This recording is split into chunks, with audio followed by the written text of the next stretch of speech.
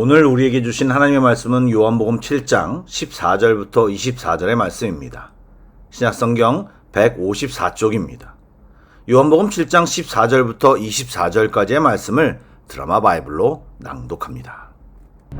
이미 명절의 중간이 되어 예수께서 성전에 올라가사 가르치시니 유대인들이 놀랍게 여겨 이르되 이 사람은 배우지 아니하였거늘 어떻게 글을 아느냐? 예수께서 대답하여 이르시되 내 교훈은 내 것이 아니요 나를 보내신 이의 것이니라.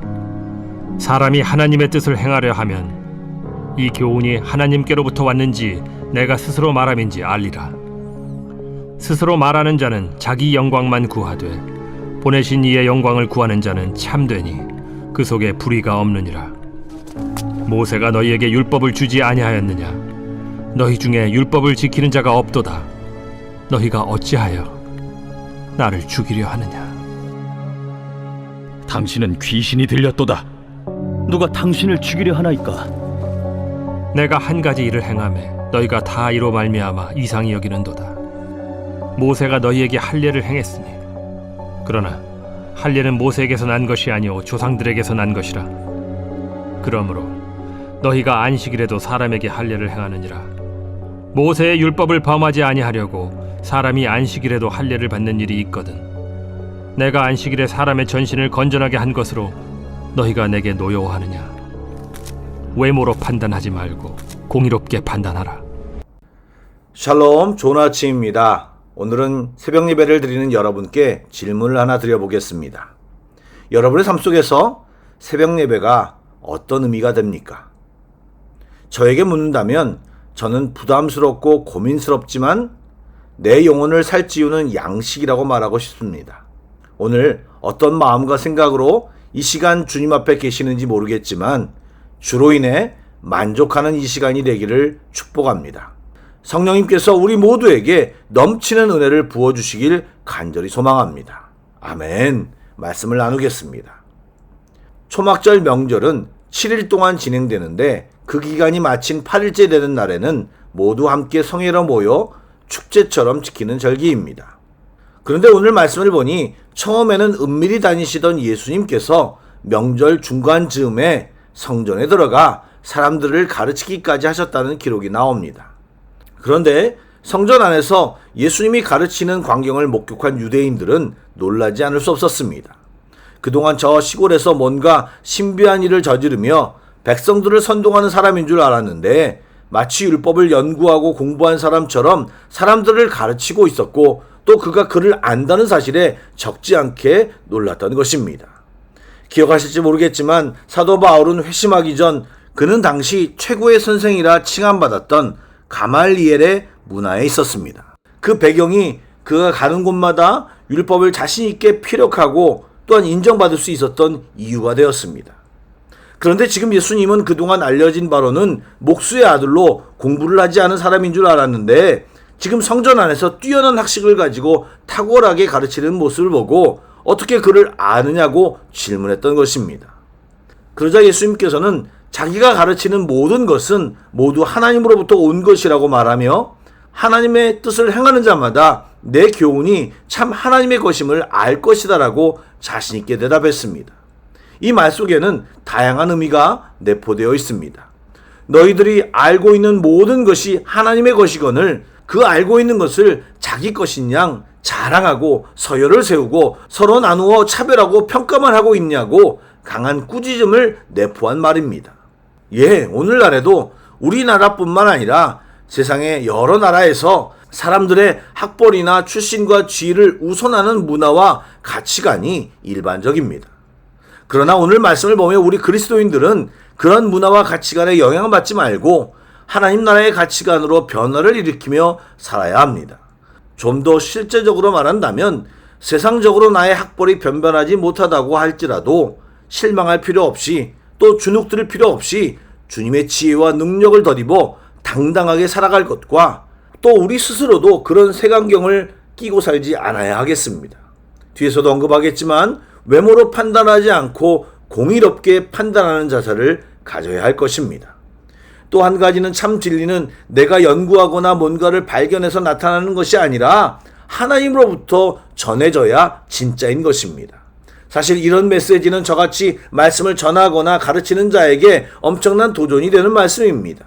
참 진리는 하나님께로부터 옴을 알고 하나님을 인정하고 하나님께서 주시는 지혜와 성령님의 지도를 따라 말씀을 새롭게 알게 되고 진리를 깊이 더욱 깨닫게 됨을 인식하고 하나님 앞에 더 머물러야 합니다. 그렇다고 이런 말씀이 꼭 설교자나 목회자만 해당되는 것이 아니고 진리를 사모하는 자, 하나님을 알려고 하는 자는 이런 과정을 모두 겪어야 하는 것입니다. 그러므로 성도라면 주님 앞에 머물러 지혜와 인도함을 받고 살아가는 것이 너무나 당연한 것입니다. 그런데 말씀을 읽어보시면 전혀 다른 사람들, 즉 유대인의 모습이 반면교사처럼 보여집니다. 그들은 율법을 중시하는 척하지만 실제로는 율법을 어기며 자신의 실체를 지적하는 예수님을 죽이려고 하고 있는데 그것을 예수님이 지적하자 귀신 들렸다고 비난했습니다. 이처럼 겉으로는 하나님의 뜻을 이야기하고 악한 속마음은 철저히 감추기 때문에 그들이 정말 진리를 말하는 사람인지 말만으로는 구별하기 어렵습니다. 하지만 마음의 중심을 아시는 예수님께서 그들이 이미 예수님을 죽이려 하는 마음을 지적하자 그들은 바로 예수님께 귀신 들렸다고 비난하며 반응했던 것입니다. 그리고 예수님께서는 앞에서 이미 누가 참 진리를 말하고 행하는지를 구별하는 방법을 말씀하셨습니다. 스스로 말하는 자는 자신의 사상과 철학을 전하는 자로 자신의 영광만을 구합니다. 하나님 생각이 아닌 본인의 주장이기에 참 진리가 될 수 없습니다. 반면에 하나님으로부터 보냄을 받은 자는 하나님의 영광을 구하고 완전하신 하나님의 교훈을 전하려고 합니다. 여기에서 우리 성도는 지혜를 얻어야 합니다. 누군가가 말하는 것이 진리인지 진심인지를 알려면 그들의 행함과 삶을 보면 구별할 수 있고 우리 스스로도 진짜 그리스도인이 되려면 하나님과 그분의 말씀을 자신의 영광을 구하는 도구로 전락시키지 말고 그분의 영광을 위해 살아야 진짜 그리스도인인 것입니다. 여러분, 율법을 지킨다고 다 참 신앙이 아닙니다. 물론 신앙생활에는 종교적 행위가 필요합니다. 형식이 없으면 내용을 담을 수 없기 때문입니다. 하지만 종교적 행위가 신앙 없이 이루어진다면 커다란 문제입니다. 성도는 주일을 성수하고 예배를 드리며 섬기는 행동이 내면에서 우러나오는 신앙의 표현이 되도록 늘 전심을 다해야 합니다. 신앙 없이 종교적 행위로 그친다면 그것처럼 허무하고 치명적인 일이 없는 것입니다. 그래서 예수님은 마지막에 외모로 판단하지 말고 공의롭게 판단하라고 말씀하심으로 논쟁을 마치셨습니다. 유대인은 예수님을 외모로만 판단했고 또 자기들의 잘못을 지적하며 불편하게 하니 미워하고 죽이려 했습니다. 만약 그 안에 하나님에 대한 경외함이나 그분의 말씀을 지키려는 생각이 있었다면 적어도 예수님의 가르침을 심도 있게 검토했을 텐데 애초부터 진위를 진지하게 따져볼 의도조차 없었던 것입니다. 그들은 나사렛에서 갈릴리에서 무슨 선한 것이 나올까 생각했던 것입니다.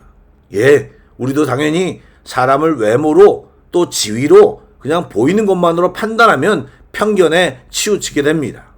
우리 안에 이런 유대인의 시각을 내려놓고 사랑으로 대하며 인내하고 기다려주고 기대하는 주님의 마음으로 채워야 할 것입니다. 그러면 우리의 언어와 생각 그리고 행동은 아름답게 바뀔 것입니다. 그런 은혜가 우리 안에 넘치기를 주님의 이름으로 축복합니다. 아멘. 기도하겠습니다. 사랑의 주님, 오늘도 주님의 은혜를 구합니다.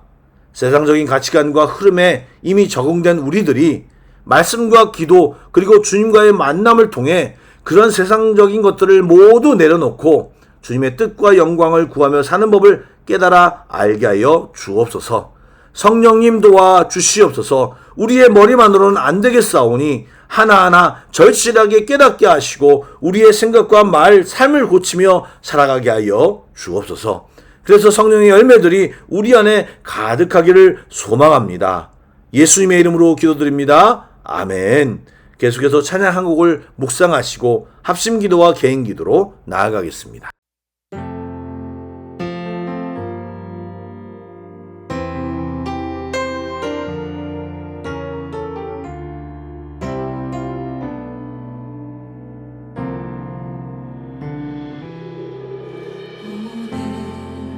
이곳에 계신 성령님 우리에게 말씀하시고 우릴 가르치소서.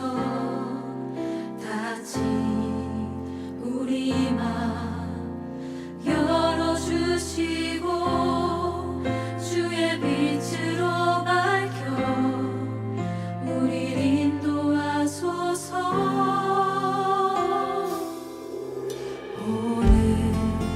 이곳에 계신 성령님 우리에게 말씀하시고 우리 가르치소서.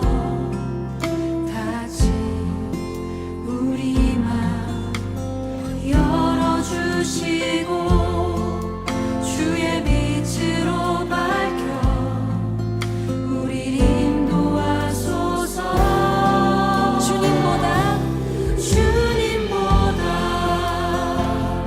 앞서지 않고 겸손하게 주님의 말씀 기다리니 주님 손에 우릴 드립니다. 사랑으로 인도하소서. 이제 조금 익숙해지셨나요? 우리 다시 한번 앞에서부터 노래하겠습니다. 오늘 이곳에 계신 성령님,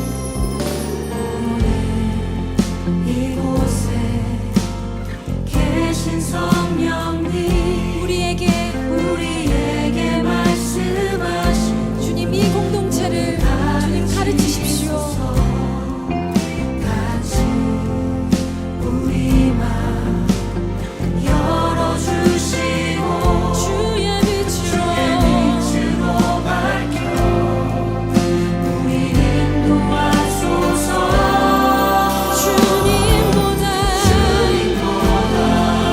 우리